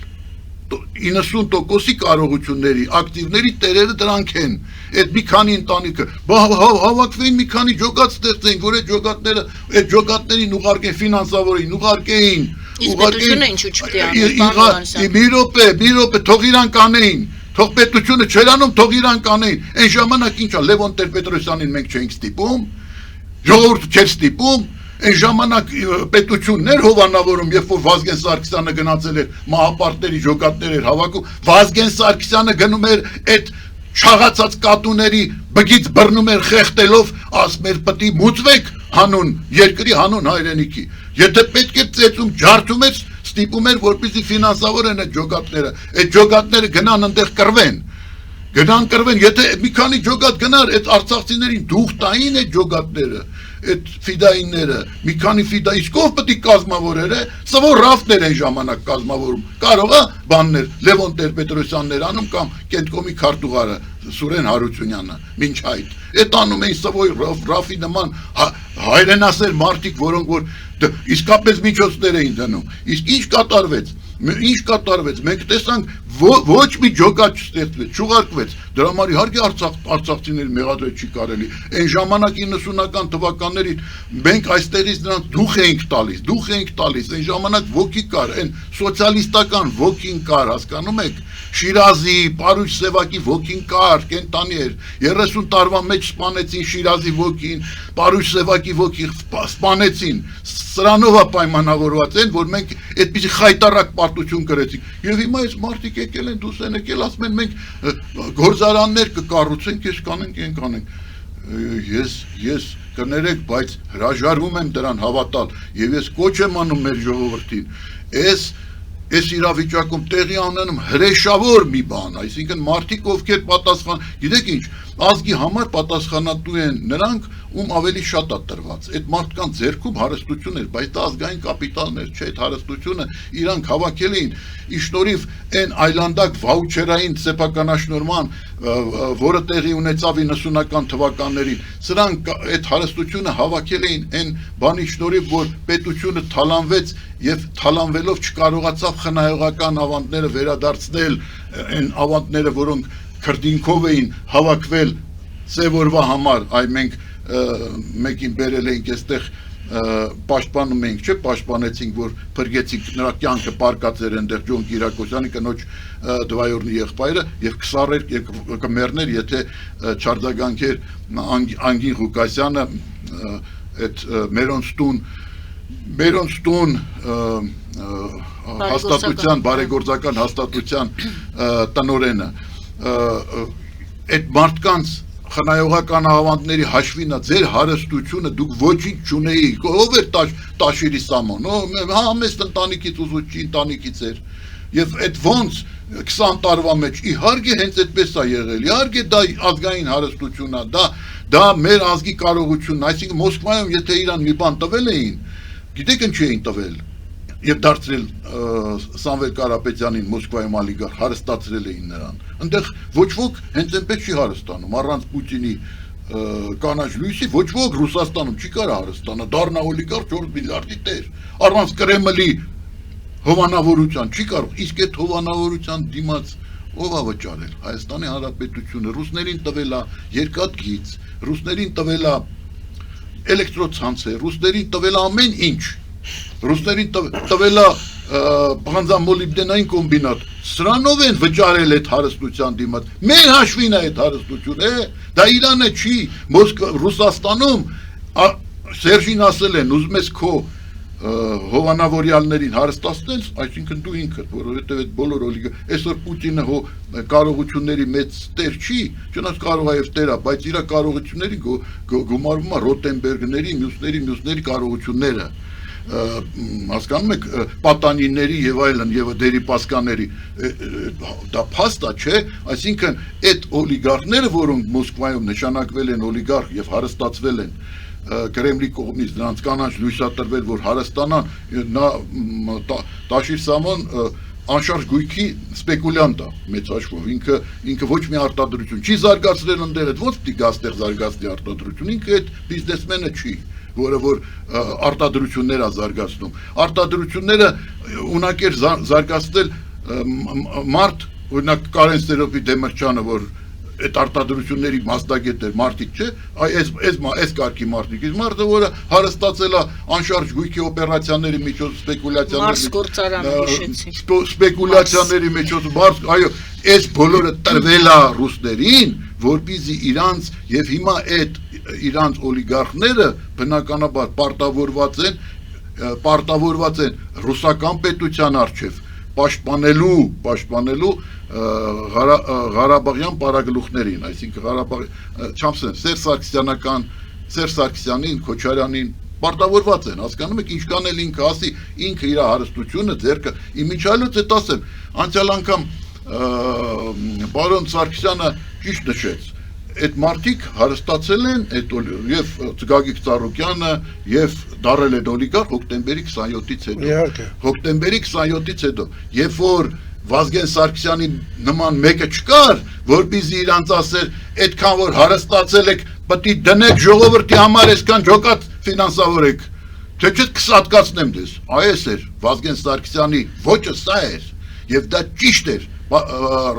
ուրեմն այն իրավիճակում, որում հայտնվել էր Հայաստանը, որ մի կողմից պարզա կապիտալիզմա եւ պետք է լինեն մեծահարուստներ, ինչ որ ձևերով առաջանան բուսներ, բայց մեծահարուստը առանձնահատուկ պարտականություններ ունի ազգի առջև, հայրենիքի առջև, որտեղ ի վերջո իր հարստությունը այդ ազգի հարստությունն է, այդ հայրենիքի հարստությունն է, ընդամենը տրված է իրան ի տնօրինում, Աստծո կողմից, եւ Աստված դրանց բոլորին պատժելու է։ Ես ավելացնեմ, որ իսրայելական սոխնուդը, որ ստեղծվել էր, այն սկզբից նույնիսկ նրանք մի քանի հարուստների Սոխնուդը, ասենք, հետվերադարձի կազմակերպությունը, որը ապահովում էր դա երկիշխանություն էր։ Այո, դա ամբողջ աշխարհից։ Նրանք առևանգեցին մի քանի բիզնեսմենի եւ մահապատժի ենթարկեցին, որպեսզի մյուսները հասկանան, որ պետքա օգնեն։ Ինչ վերաբերում է ցուցակին, որ ասած երկրորդ համարը։ Հիմա տեսեք, Քոչարյանը ժողովուրդը որ հասկանա, կկվի պես իր ձվերը արդեն դրել է։ Սամվել Կարապետյան, երկրորդ համար։ Գագիկ Ծառուկյան, երկրորդ համար եւ այդեմ չեմ հիշում 6-7-8-ը չեմ հիշում, կարող է տեղերով սխալվեմ։ Էլի Քոչարյան, հա։ Ուզում ասեմ, այդ կրկեսը, որ հիմա ընթանում է, որ իբր տարբեր մարդիկ են, իրականում չէ, այդ մարդը իր կկվի պես իր ձվերը արդեն ընդեղ դրել է։ Եթե իրեքն էլ անցողիկ լինեն, դրանք մի ուժ է դառնալու։ Լավ ժողովուրդ ջան, մոռացել եք 20 թիվ երևի պարոն Հովհաննիսյանը կհիշացնի։ Գագիկ Ծառուկյան անցած ընտրություններից առաջ ժողովրդին ո՞նց էր շանտաժանում։ Ինձ չընտրեք, ձեր խաղողը չեմ առնելու։ Ահա։ Չընտրեցին։ Չարավ, թողեց փչանա։ Հիմա այսինքն այդ մարդիկ Կրեմլը դարեց, սանկցիաներ։ Ինձ չընտրեցիք ձեր խաղող մարդկան ժողովրդի խաղողը փչացավ։ Բալա մոռացել է ժողովուրդը։ Չի մոռացել, դրա համար ստիպված պետք է գնա իրան ընտրի։ Հասկանում եք, որտեվ դա այդ շանտաժը հաջողվեց։ Այդ շանտաժը հաջողվեց, ինքը իր ձեռքը որևէ մեկը չբռնեց։ Այ Վազգեն Սարգսյանը որ կենթանի լիներ կտաներ ում ընտրի կտաներ կկանգնացներ եւ ում ընտրի ստանում ժողովրդի ում ընտրի մի բան էլ ասեմ այդ վերջի կա այդ բռուն մի բան էլ ասեմ Գայանե ջան ում ընտրի այդ հարցին մի բան էլ ասեմ հիմա տեսեք որ ասեց պարոն Հովհաննիսյանը այդ երկաթուղին ամեն ինչը որ հանձնվեց Ռուսաստանին 15 հանրապետություններից Հայաստանը միակ հանրապետությունն է, որ պարտքի դեստրուկտուրիզացիա չկատարվեց։ Միակ հանրապետությունն է։ Երկաթգիծը։ Այո։ Տեսեք, նույնիսկ ՍՍՄ-ի քանդվելուց հետո Մոզամբիկ, Զիմբաբվե, Անգոլա, ես այդ տեղերում բոլորը եղել եմ, ամբողջ պարտքը դեստրուկտուրիզացիա եղել, ներվել է Բելոռուսիայի, Կազախստանի հետ եղել է գործարք, իրանց ձեռնատու Կազախստանի հետ եղել է ոչ թե ու պարտքի դիմա միայն Հայաստանի Հանրապետությունն է, որ պարտքի դիմաց գույք տվեց։ Հիմա ինձ պետք է համոզեն, որ դա մեր շահերի համար էր, որ ինչի Հայաստանին չէին առաջարկել դեստրուկտուրիզացիա։ Պարոն Հովհաննիսյան, վերջացնում ենք եւ դեստրուկտուրիզացիայի փոխարեն աճացրել են այն օլիգարխներին Մոսկվայում, որոնց անհրաժեշտության դեպքում կարող են օգտագործել Հայաստանում այդ իրավիճակը պահելու համար։ Ինչա որ ազգանունը Յանովա վերջանում։ Այո, իրանց հետ սա եղել է երկարաժամկետ ռազմավարություն։ Ինչի մասին է խոսքը։ Եվ այսօր մենք կանգնած ենք ես կարծում եմ, եթե իմ կարծիքը ուզում եք իմանալ, ես կարծում եմ, որ այս ընտրությունները խայտառակ են լինելու, այս ընտրությունները պետք է հետաձգել։ Արդեն իսկ երևում այս իրավիճակում եթե դա չանենք մենք գնում ենք այո կա պատերազմի վտանգ բայց քաղաքացիական պատերազմի վտանգ որովհետև եթե ընտրությունների հիմքում դրվում է ունեցվածքի պաշտպանության հարց դա քաղաքացիական պատերազմ է լրիվ համաձայն եմ դա քաղաքացիական հիմա այս երկիրը եւ ես իհարկե ուրեմն Եթե այս ընտրությունները կայանան, կարծում եմ պարտադիր կերպով պետք է մասնակցի պարոն Սարգսյանը արտակ իր քոչարի կուսակցությունը, որովհետև անհրաժեշտ է որպեսզի լինի այդ երրորդը, որը նաև կրիզիս մենեջերի փորձառություն ունի, ճանապարհ անցել, որը այդ էքստրեմալ իրավիճակում կարողանա կանգնել այս երկուսի միջև եւ կարողանա բացառել, կանխել քաղաքացիական պատերազմի վտանգը քաղաքացիական երկար ես ուշադրություն եմ հրավիրում բոլորի որ այս մարդը մեր նախորդ զրույցի ընթացքում ասաց մի կարմիր գիծ կա ինձ համար դա բռնություն չպետք է լինի դա եղբայրասպան ընդհարումներ չպետք է լինեն դա քաղաքացիական պատերազմ չպետք է լինի այսա կարևոր հարց է Էլ ուրիշ երրորդ ուժ չեք տեսնում։ Ես ուրիշ երրորդ ուժ նորից եմ ասում, այսօր եթե հաշվի առնել են պարզ, որ մի մասը փաստորեն բոլոր նրանք, ովքեր կամ ճնշող մեծամասնություն, ես նույնիսկ չեմ կարողանում հիշել թե ով, երեք իմիջայլոց ուրեմն Ֆիրդուս Զաքարյանին հանդիպեցի պատահաբար չէ եկել էր պանցիոն ասեցի ոնց է գնում կայունություն կուսակցություն ասում պաշտպանում եմ Սամվել Կարապետյանին այսինքն այս բոլոր այն ուժերը որոնք կարող էին դառնալ երրորդ ուժ, այսօր տեսնելով այս իրավիճակը, որ իրենք ասում են, որ ընտրությունը սրանց միջև է լինելու, ուրիշ բան չկա, այս իրավիճակը տեսնելով եւ չունենալով անհրաժեշտ ռեսուրսներ, այդ իրավիճակը փոխելու համար դառնում են որևէ մեկի պրոքսի, պաշտպանում են որևէ մեկին։ Դա ստիպված է, իրանց մեղադրել ունեք իմ լեզուն չպտտվեց, Ֆերդուսին ասել, բա ինչու ես պաշտպանում, հասկանալի է, որտեղ այդ կուսակցությունը չունի ռեսուրս եւ չունենալով ռեսուրս եւ տեսնելով այս իրավիճակը, որ իրան կանգնացրել են այս իրավիճակի առջև, ուրեմն կուսակցությունն է ստիպված է մասնակցել, իմ նման չի, որ ես անկուսակցական եմ, ես ընտրության հնարավորություն ունեմ, ստիպված է մասնակցել, բայց տեսնում է, որ ռեսուրս չունի, ինչ անում, հասկանում եք, սա է, տեսնելով, որ այսինքն սրանք ունեին հնարավորություն իրանք իրար մեջ միավորվելու, բայց այն բանը, որ նենգաբար իշխանությունները, իշխանական մամուլը գցեց հրապարակ, որ ընտրությունները լինելու են ոչ թե թիմերի միջև, այլ անձերի միջև, առաջնորդների միջև, թիմերը հեչ, առաջնորդ է, վարչապետերի ընտրությունը եւ սկսվեց վարչապետերի քաստինգը, ինքը իշխանությունը նախաձեռնեց վարչապետերի քաստինգ, ով կլինի վարչապետ, եղբայր խորհրդարանական կառավարման ձև է, ազգային ժողովի ընտրությունը, վարչապետի այդ նույնն է, եթե ուսանողը սկզբից պատրաստվեր քննությունների, մոռանալով զաչոտի մասին, սկզբից զաչոտներն են հանձնում, հետո նոր քննությունները։ Եվ չեն էլ հասկանում, այս վիճակը ստեղծվեց արհեստականորեն հատուկ, որպեսզի հնարավորություն չտրվի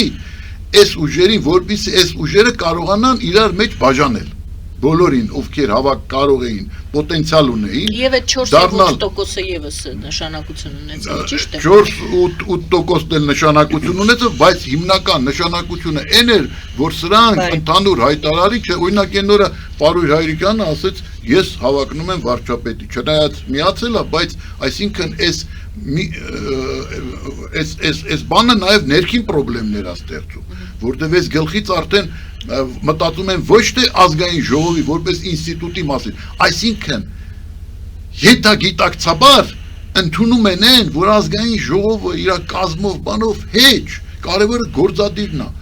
այս երկրում թևածումը դիկտատուրայի ուրվականը, դիկտատուրայի, ավտորիտարիզմը դառել է օրինաչափություն, այսինքն եսակենտրոնությունը այդպես չի, քաղաքականությունը անհատական խաղ չի, քաղաքականությունը թիմային խաղ է։ Ինչքան էլ ողջունելի օրենք ընդունեցին, որ այդ եսակենտրոնության դեմ,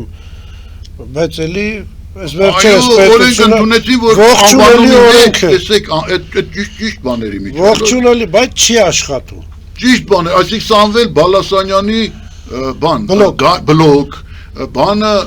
Ծառուկյանի բլոկ, ես ինչ գիտեմ ես ստեղ Տաշիրի Սամոյի բլոկ, Տաշիրի Սամոյի հետ, այսինքն ոնց կարող է։ Գիտեք, ես հիշում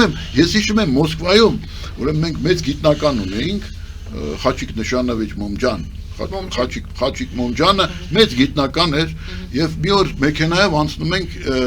իրար հետ գնում ենք հասարակական գիտությունների ակադեմիա, անցնում ենք Լենինի արձանի կողքը, Լենինսկի պրոսպեկտում արձան կա, Լենինը վերև, ներքևը ուրեմն բանվորները, ինքն էլ այդ բանվորների գլխին թամբած, կանգնած, խորհրդային միության ժամանակ էր դա դեր, իսկ Մոմջանը իմ պրոֆեսոր կոնսուլտանտն էր, ուրեմն ինձ ասма, Մայակ ասма, տես ինչ ահավոր բան են արել ասma,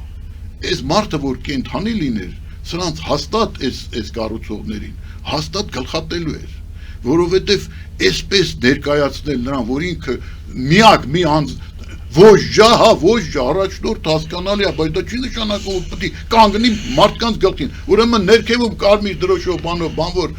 գյուղացիներն են, վերևում ուրեմն իր արձանը, գիտեք այդ հայտնի արձանը, Լենինյան պողոտայում, այսինքն այս նույն վիճակ է, եւ պատահական չի, որ որոշ հավակնորդներ ընտրվելու վկայակոչում են ստալինիզմը, ստալինիզմը եւ Ստալինի անհատի պաշտամունքը որպես միանգամայն ընդունելի եւ հիմնավորված, սա նորից եմ ասում եւ գաղափարական վիճակը եթե նայես, տեսնում ես, որ ոչ մի գաղափարական, գիտեք ինչ, գաղափարական հիգիենա չկա նույնիսկ, գաղափարական հիգիենա, գիտեք, չի կարող հասկանում եք, ուրեմն նաեւ ձեզ ասեմ, ուրեմն թվում է թե սա աշխարհաքաղաքական դիմակայության շղարշուն է, դա սուտ է, ներսում մենք տեսնում ենք շատ տարբեր աշխարհաքաղաքական, այսպես ասած, համոզմունքներ ունեցող մարդիկ միանում են միմիայն մի բանի պատճառով, մի նպատակով, որ անպայման զավթեն գործադիր իշխանությունում տեղ ունենան, զավթեն այդ վարչապետի աթոռը, հասկանում եք, այդ դեպքում ինչու մենք, եթե մենք ուզում էինք, որպեսզի երկրի ղեկավարը ուղիղ ընտրություններով ընտրվի, ինչու մենք փոխեցինք սահմանադրությունը, այն ուժերը, որոնք սահմանադրության փոփոխության ժամանակ, երբ որ Սերժը դա նախաձեռնել էր, չմիացան մեզ, կոնկրետ ես այդ առաջի շարքերում էի, նրանց ովքեր պայքարում էր նախագահական ընտրությունների վերացման օգտին, նոր սահմանադրության ընդունման միջոցով, ինչը նախաձեռնել էր Սերժը, որ պահպանի իր իշխանությունը, ինչու այդ ժամանակ իրանք ինձ հետ միասին դեմ դուրս չեկան, ինչու եթե իրանք ուզում էին, որպեսզի նախագահական ընտրությունների միջոցով, ուղիղ քվեարկության միջոցով ընտրվի երկրի ղեկավարը, իսկ այսօր կանգնել են եւ բովանդակազրկում են այս ընտրությունները, այս ընտրությունները ազգային ժողովի ընտրություններ են, այս երկրում անհրաժեշտ է ունենալ ազգային ժողով, ուրեմն մարդիկ պետք է նայեն ցուցակը, տեսնեն ովքեր են այդ ցուցակում, հասկանում եք, Հետ ովքեր են այն ժամանակ անցել համամասնական եւ մեծամասնականներ են ունեցել, դա էլ է վերացել։ Հիմա կուսակցություններն են։ Լավ, մենք փորձում ենք ամփոփել, պարոն Սարգսյան, եկեք ամփոփենք, համաձայն եք այն ամենի, ինչ ասեց պարոն Հովհաննիսյանը։ Այո, ես համաձայն եմ, որ այնպիսի դեգրադացիոն վիճակա, որ ժողովուրդը չի հասկանում, որ վարչապետը հաշվետու ազգային ժողովի դիմաց, այսինքն այս քանի տարվա մեջ ստեղծել են այն իրավիճակը, որ մարդը գալի թքում, ջուր շպրտում, WhatsApp-ով, ասենք, մարդկանց ասում մանդատը պիտի դնես բան, ու իրոք, եթե մենք գնում էինք այդ կողմով, ինչու նախագահական չմնար, եթե նախագահ ենք ընտրում, ու ժողովուրդը չի հասկանում։ Հիմա որ հարցնես ԿՊ-ից երկրորդ մարդով է, ժողովուրդը չի ասելու։ Ես դա փորձել եմ, ես Լեննականի Գյումրի ընտրությունների ժամանակ մի խումբ մարդկանց ասում էի, լավ, ինձ Վարդան Ղուկասյանի թմի երկրորդ անձի անունը տվեք։ Չկար, ընտրում են քաղաքապետ, չեք ընտրում քաղաքապետ, ավագանի եք ընտրում, նույնը հիմա է, ողբերգական վիճակ, գաղափարի հետևից չեն գնում, այս կաշառքների, բանի, հայտարարակ այդ պատմություն, այսինքն մեր կուսակցության ծրագրի մեջ ընտրակաշառքը եւ ընտրակեղծիքը դառնալու է քրեական օրենսգրքում քրեորեն պատժելի։ Չէ, հիմա էլ է քրեորեն պատժելու, ոչ, դա հավասարվելու է իշխանության զավթման փորձի հետ։ Այսինքն եթե բա ինչ է նշանակում ընտրական կեղծիքը, եթե այս մարդը հնարավորություն ուներ դառնալ ասենք աթոռին, բայց դուք կեղծիքով իր ձեռից կամ կաշառքով այդ հնարավորությունը վերցրել եք, բայց իշխանության զավթման փորձ չի։ Այդ իշխանության զավթում է։ Պարոն Հովհաննիսյան, չնայած ավարտում ենք, բայց նմանություն կա նախորդ ընտրապայքարների հետ, ընտրությունների ժամանակ։ Այն ժամանակ էլ 5000 էր, հիմա ոնց որ որքան հասկացա 100,000-ից է սկսվում այդ ընտրակաշառքը։ Գինն է փոխվել, արժեքն է փոխվել, տրամաբանությունը նույնն էլ, թե էլ ավելի վատացել է վիճակը, էլ ավելի ճգնաժամային է դարձել։ Տեսեք, ասում եք գաղափար չկա, գաղափարների բրցակցություն չի, գաղափարական ճգնաժամ է։ Էլ ինչ, իսկ գուցե ինչ-որ մի բան լավ է ժողովուրդը գուցե այ հիմա սոցցանցերում կարողանում է արտահայտվել, դա է լավը, ինչ-որ մի լավ բան կա այս ամբողջ պատմության մեջ, որը կոչվում է ընտրապայքար եւ նախընտրական շրջան։ Երկիր խառնվել են իրար։ Երկինք խառնվել։ Եվ ուրեմն տիրում է Սոդոմ հումոր, այդ Սոդոմ հումորի իրավիճակը մեզանում է, որտեվ այսինքն մարդը այն անձը, որ պաշտպանում է Ստալինին, ստալինականությունը, ուրեմն եւ պաշտպանում է օրինակ Հայաստանում հատուկ օպերացիա SVO, հա, ոնց որ Ուկրաինայում Ռուսաստանը իրականացնելու առաջարկությունը Սալավյովի, ասում եմ շատ լավ առաջարկություն է արել, այո, պետք է SVO լինի նաև Հայաստանում, միանում է հայտնի դիսիդենտի հետ, հասկանում եք, սա ինչ է նշանակում, մեկը ով երկրպագում է Խորհրդային Հայաստանին, Դեմիրճյանին, մյուսը այդ ժամանակ բանտերում է եղել եւ ատում է այդ համակարգը եւ այդպես է մտել քաղաքական ասպարեզ եւ իր դերը հաստատել նաեւ նորանկախ Հայաստանում, այսինքն սա մի ինչ-որ այնպիսի միավորումներ են ստեղծվում արտառոց ուրեմն որ սա այս ընտրությունները խայտառակ մի իրավիճակի են վերածվելու այսպիսի ընտրություն չի եղել ես չեմ տեսել այսպիսի ընտրություն ես այսպիսի ընտրություններ չեմ տեսել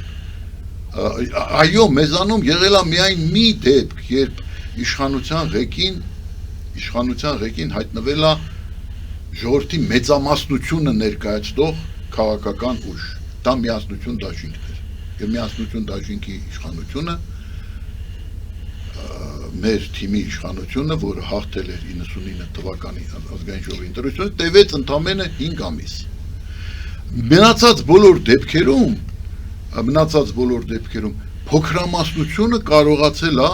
տարբեր ձևերով, կաշառքի, մաշառքի, փոքրամասնությունը, այն որ Սամվել Կարապետյանը ասում է, այս խմբակին, փոքր խմբակին պետք է հեռացնել իշխանություն, իսկ ինչա իր հովանավոր Սերժ Սարգսյանը կամ իր հովանավոր Ռոբերտ Քոչարյանը փոքր խմբակ չէին, որ իշխանության ղեկին էին։ Փոքր խմբակին, ցավն է, որ 30 տարի փոքր խմբակներն են իշխել։ Ժողովրդի մեծամասնությունը, այսինքն ուրեմն ճակերտավոր կլան, հայտնի Սերժ Սարգսյանական կլան, Ռոբերտ Քոչարյանական կլան, ուրեմն Տեր-Պետրոսյանական կլան իր եղբայրով բանով հիշում ենք Խոսրովով բանով այդ վաուչերային սեփականաշնորհում փոքրամասնություն էին դրան մեծամասնությունը միակ դեպքն է եղել որ կարողացել է հասնել իշխանության Կարեն Դեմիրճյանի շնորհիվ եւ նրան համակարգն է սպանել այսօր ասում են ով է կազմակերպիչ հոկտեմբերի 27-ի կազմակերպիչը այդ համակարգն է որի պայմաններում մեծամասնությունը պետք է զրկված լինի իշխանությունից եւ հնարավորություն չունենա իշխանության վրա ներազդելու չունենա իրական ներկայացուցիչներին իշխանության ղեկին իսկ փոքրամասնությունը պետք է ամեն գնով փորձի իշխանությունը պահել հիմա ես վախում եմ մի վտանգից որ մի նոր մարտի 1 կարող է լինի մի նոր ուրեմն ողբերգություն կարող է լինի մի նոր հոկտեմբերի 27 կարող է լինի այդ կարգի գործողություն ճիշտ այնտեղ լրիվ ուրիշ էր բովանդակություն այսօր ուրիշ կլինի բայց դա չի էականը այն է որ այսօր պայքարի մեջ են մտել բան չի 50%-ը չի ուզում գնա ընտրությունների ընդհանրապես չի ուզում 50%-ը այսօր ես նայում եմ սոցիոլոգիական հարցումները այդ թվում նաև այն մարդիկ օրինակ Սամվել Ֆարմանյանն է այսօր ես լսեցի սոցիոլոգիական 50%-ը չի ուզում, չի գնալու, չի պատրաստվում մասնակցել ընտրություններին եւ ոչ ոք, ոչ մի ուժ այս հնգյակից չի կարող այդ 50%-ից գոնե մի մասին Գոնե այդ 50%-ից գոնե 1-ին 2-ին փոքի բերին տեղամաս։ Դեմ են բոլորինն է փորձում դա անել։ Դեմ են բոլորինը պարզվում է որ կուսակցությունը եւ էլի նույն ճղճի խնդիրն է ուզում լուծի դիրքեր նվաճի խորհրդարանում, այսինքն մանդատներ ընտրություններին մասնակցողները խորհրդարան են ուզում անցնել։ Չէ, բայց իրանք ասել են որ մանդատից հրաժարվելու են։ Արդյոք իրանք խոստումը կկատարեն, դուք վստահ եք, երաշխավորում եք։ Երբե իրենք էլ չեն երաշխավորում։ Ասում են անհատների որոշումն է։ Դա ուրիշ հարց է, եկեք այս թեման չբարձրացնենք, համեցեք։ Ասել եմ բոլորը տնդիմադիր եք, եկեք բոլորս չմասնակցենք ընտրություններին, թող ԿՊ-ն միայն չեղարկեք, չէ, ԿՊ-ն մենք չենք գնում, թող ԿՊ-ն միայն գնա ընտրություն։ Ինչ կստանաք այդպիսով դուք։ Թող ԿՊ-ն գնա, մասնակից չլինենք այդ խայտարակությանը, թող ԿՊ-ն գնա, միայն ոչ ոք չի արել։ Ես դիմել եմ կենտրոնական ընտրական տեղամաս 12-րդը, բայց ես դրանից առաջ առաջարկ եմ արել, եկեք բոլորս չընդդիմադիր եք ձեզ ձևացնում, չէ, մի դրեք, ես չեմ դնելու, ես դիմելու նախավերջի օրն եմ դիմել կենտրոնական ընտրական բայց ուզում եմ ասացի, եթե ընդդիմադիր եք, եկեք չմասնակցենք։ Այդ մանդատները դնելու իմաստավորված է նրանով, որ դուք կրիզիս մենեջեր եք, դուք այդ ճանապարհն եք անցել եւ սպասվում է այդ վտանգ, ես որպես վերլուծաբան, որպես քաղաքագետ, իմ կանխատեսումները այդ 30 տարիների ընթացքում մեր ժողովուրդը լավ գիտի իրականացել է։ Ես այսօր շատ կուզենայի, որ այդ կանխատեսումը չիրականանա, բայց քաղաքացիական պատերազմի վտանգ կա։ Երկրում վտանգ կա եւ դուք որպես կրիզիս մենեջեր, մարդ, որը այդ ճանապարհն է անցել, նման իրավիճակներում եղել է եւ փորձառություն ունի, կարող եք դա կանխել։ Եթե դիրքավորվեք իսկապես որպես երրորդ ուժ եւ կարողանաք, ինչ ասեմ, կարողանաք այս խառնաշփոթի միջոցով պայմաններում, այս լրատվական դեցիբելների գործողության պայմաններում, երբ որ խլացնող բաներ են, հանգամանքներ են լինելու սարսափելի, կարողանաք ձեր ձայնը հասցնել յուրաքանչյուր մարդու, էլ չեմ ասում, որ այդ 50,000-ի սիրտները պետք է բացել, որտեղ դրանք փակ են։ Ինչի է այսօր Նիկոլ Փաշինյանը դռնեդուր ընկել, չէ, այդքան լրատվամիջոց բան ունի լրատվամիջոցների միջոցով դիմելու հնարավորություն, մարդկանց դիմելու, անսահմանափակ հնարավորություններ ունի։ Ինչի է դռնեդուր թակում եւ այլն, որովհետեւ դրանք լրատվա ռեզիստենտնess ունեն այդ 50%-ը, նրանք ընդհանրապես լրատվամիջոցներ այնքան են հիասթափված զգան, քաղաքական որևէ ինֆորմացիա համոզմունք ունեն, որ պետք է չգնան, դրանով իրանց վերաբերմունք արտահայտելու։ Պարոն Հովհաննիսյան, վերջին այսպես դիտարկումը եւս դուք ասում եք, այդ դրանց սիրտը բացելու խնդիր կա, դրանց վստահությունը նվաճելու։ Վտանգ կա, ասում եք մարտի 1-ի, Աստված ոչեր ասছে, որ այդպես էլ լինի, բայց այդ մարտի 1-ի վտանգը հրահրող մարտի 1-ի, այսինքն հանրության իրար բախման հրահրող եւ սադրող պետք է լինի, ճիշտ է, իրան դա չի լինի։ Այսինքն այդտեղ ինչ որ ուժերի դա պետք է լինի։ Ունեցվածքը իրան, այսինքն դուք կարծում եք արտաքին ուժի գործելու անհրաժեշտություն եւ վտանգ չկա, ներսում արդեն պայթյունավտանգ է վիճակը։ Այդ արտաքին ուժերը հիբրիդային եղանակով գործում են։ Եթե մեկի ազգանունը Յանովա վերջանում Ռուսաստանից ասում են պետք է հելնես գնաս ընդե հարց լուծես, քո ունեցվածքը քո դժբախտությունն է դարձել, բապարս չի որ արտաքին ուժերն են։ Շնորհակալ եմ, պարոն Նայք, այս թեման իրանց դերը ունեն։ Նոր թեմա է, սա երևի հաջորդ անգամ կքննարկենք, եթ դա լինելու է ընտրությունների ժամանակ, թե եթ ընտրական այնուամենայնիվ շրջանին եք դուք պատկերացնում։ Արդեն հիմա է սկսվել այդ իրավիճակը, չեք տեսնում ինչ է կատարվում։ Շնորհակալություն, պարոն Նայք։ Հուսանք, որ չի լինելու ձեր կանխատեսումները, դուք սխալ կանխատեսումներ ունեք։ Թող գոնե մի անգամ իմ կյանքում սխալված լինեմ, էլի։ Հայաստանի քաղաքագետների ասոցիացիայի նախագահ, քաղաքական գիտությունների դոկտոր Հմայակ Հովհաննիսյանի հետ ենք զրուցում եւ Քոչարի ազգային վերածնունդ եւ ազգի զարթոնք կուսակցության նախագահ Արտակ Սարգսյանի շնորհակալ եմ, պարոն Նայք։ Շնորհակալություն սիրելի հայրենակիցներ, զրուցվարում եմ ես Գայանե Առաքելյանս, բարին ձեզ։